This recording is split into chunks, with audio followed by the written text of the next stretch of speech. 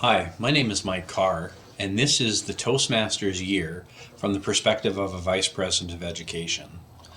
The Toastmasters Year is relatively static in that every year has a basic same sequence of events. I'm showing here from May to April. I'm doing that for a deliberate reason. The Toastmasters Year starts July 1st, ends June 30th in the following year. However, in a practical sense, the Toastmasters Year actually starts a couple months prior because there's prep work to be done. There's things that need to be completed. In particular, in the months leading up to the year changing, we have things like the elections process and the executive transition, as well as if we're going to do a year-end event or an awards cutoff or something along those lines. That traditionally happens at the end of the Toastmasters year. As we start the new Toastmasters year, we have a process called the Club Success Plan or Distinguished Club Program, which I'll explain in a bit more detail. That typically lasts from July to August. As we get into September and October, we have the dues process. November to December, again, we have elections and transition. Now, this might be different depending on what club you're part of. Some clubs will elect for 6 months, some will elect for 1 year. My club elects for 6 months, which is about 10% of clubs, basically. So that occurs in November, December, which is just like in May. And then if you're paying attention, you notice it starts to repeat. So we've got that Club Success Plan, Distinguished Club Program in January, February.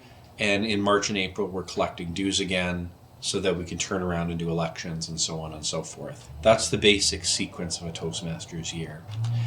The elections, as I say, about 90% of the clubs presently elect for year-long terms. That means that the executive officer is serving 2 terms, one from July until December, one from January until June.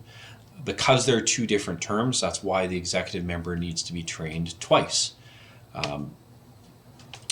There is that transition that we talked about that we can see on my little schedule, and there is training that occurs every year to support the officers. And like I say, the officers do need to be trained twice, one for each term.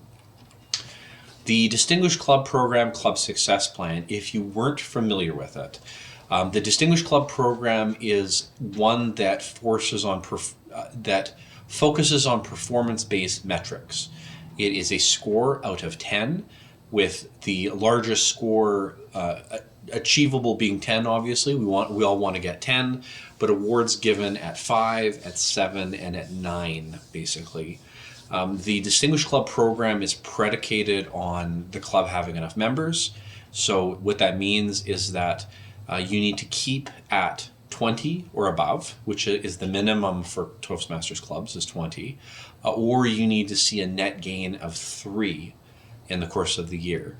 So if you started July 1 with 15 members, then if you finished June 30th with 18 members, then you have that net gain of 3.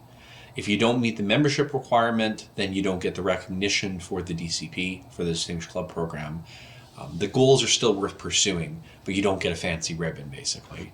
The Club Success Plan, what that is it's a guiding document to help the executive be more focused on their success and be more purposeful in their success. So it covers things like how often does the executive meet, which values do they hold important, those sorts of things. And the idea is to make it reproducible every year as far as what comes out of the club executive.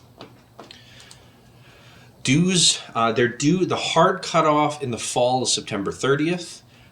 They are available to be paid in mid-August, and the middle of August is when you should be paying your dues. If you're not collecting dues in August, you are doing it wrong. If you are waiting until the day that they are due to start the process, you are doing it wrong.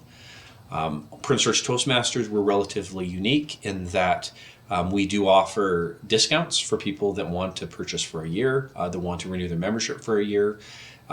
Certainly all clubs can renew you for 6 months or for 12. That's the discretion of the club. What we basically do is we can impact what our dues amount is, the club part of the dues. Toastmasters pays the same amount either way. And what we traditionally do is we will give people a slight discount in exchange for committing for a year, because it's better for them to make the commitment, get a cheaper rate. It's better for us to not have to chase after our members twice a year for dues when we just flat out don't have to. So some thoughts on dues there. But in broad strokes, this cycle repeats. I have been in this cycle since 2006. So whatever that is, 16 years or 32 times through in a 6-month term, whichever way you want to think about it. And once you get into the cadence of it, it kind of makes sense.